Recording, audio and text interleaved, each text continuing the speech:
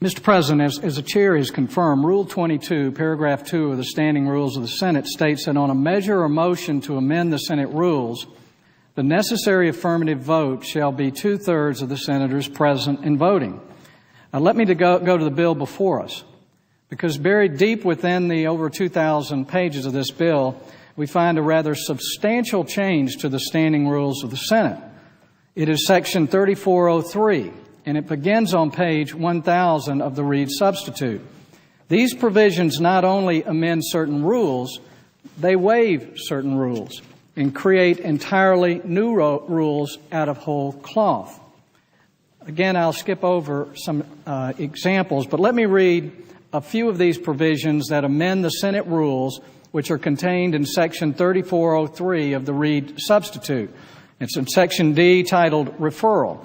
The legislation introduced under this paragraph shall be referred to the presiding officers of the prospective houses, to the Committee on Finance in the Senate, and to the Committee on Energy and Commerce, and the Committee on Ways and Means in the House of Representatives. The bill creates out of whole cloth a new rule that this specific bill must be referred to the Senate Finance Committee. Another example under Section C, titled Committee Jurisdiction. And it references rule here. Notwithstanding Rule 15 of the Standing Rules of the Senate, a committee amendment described in subparagraph A may include matter not within the jurisdiction of the Committee on Finance if that matter is relevant to a proposal contained in the bill submitted under subsection C3. Clearly, a rule change. So there's no pretense that this bill is being referred under the rules of the Committee of Jurisdiction. And now it is allowing the Finance Committee to add whatever matter it wants to the bill, regardless of any rules regarding committee jurisdiction. And of good measure, the bill even specifically states that it is amending Rule 15. Let me just skip over a number of other examples referring to rules just to try to get to the point here, because it goes on, and I've got pages here, but there's one provision that I found particularly troubling, and it's under a Section C titled Limitation on Changes to this subsection. And I quote, "It shall not be in order in the Senate or the House of Representatives to consider any bill, resolution, amendment, or conference report that would repeal or otherwise change this subsection." This is not legislation. It's not law. This is a rule change. It's a pretty big deal.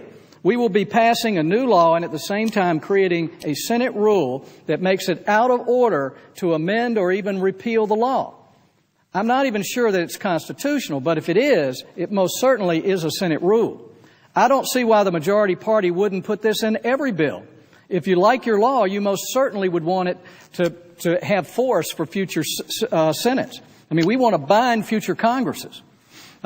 This goes to the fundamental purpose of Senate rules, to prevent a tyrannical majority from trampling the rights of the minority or of future Congresses. Mr. President, therefore, I would like to propound a parliamentary inquiry to the Chair. Does Section 3403 of this bill propose amendments to the standing rules of the Senate? In further parliamentary inquiry, does the inclusion of these proposed amendments to the Senate rules mean that the bill requires 2/3 present in voting to invoke closure?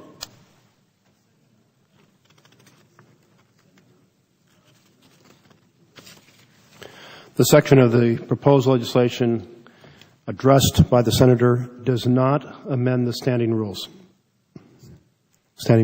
of the Senate. Okay, Mr. President. And therefore, its inclusion does not affect the number of votes required to invoke cloture. Mr. President, is the Chair aware of any precedent where the Senate created a law and in doing so created a new rule? And I'm quoting from our bill. "It shall not be in order in the Senate or the House of Representatives to consider any bill, resolution, amendment, or conference report that would repeal or otherwise change the law." Is the Chair aware that we have ever put this type of binding legislation on future Congresses in a bill? It is quite common to do that. I would ask the chair to get those references, if the parliamentarian would, to us. Mr. President, another parliamentary inquiry. If this new law will operate as a Senate rule, making it out of order for senators to propose amendments to repeal or amend it. I've been in Congress 11 years. I have not ever heard of an amendment being called out of order because it changes something that was done before. How is that different from the types of Senate rulemaking for which our predecessors in their wisdom provided a 2/3 cloture vote? This seems to be a redefinition of words in my mind. Mr.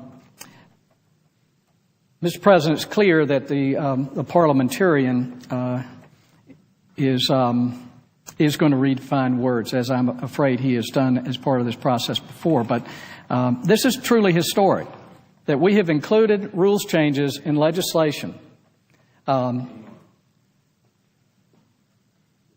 We have included changes in this legislation, yet we're ignoring a rule that requires a 2/3 cloture vote to pass it. I believe that it's unconstitutional. I believe it subverts the principle that we've operated under, and it's very obvious to anyone that it does change a rule. Mr. President, it's clear that our rules mean nothing if we can redefine the words that we use in them. And I yield the floor.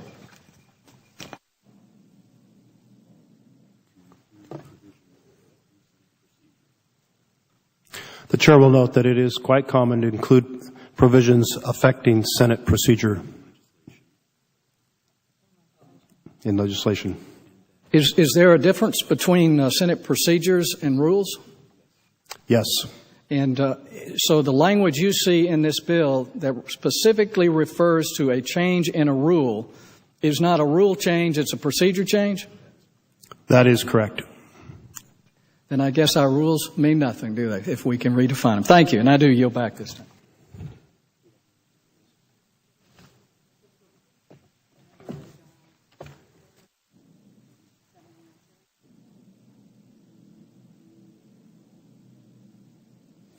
Senate stands adjourned until 7 a.m. tomorrow.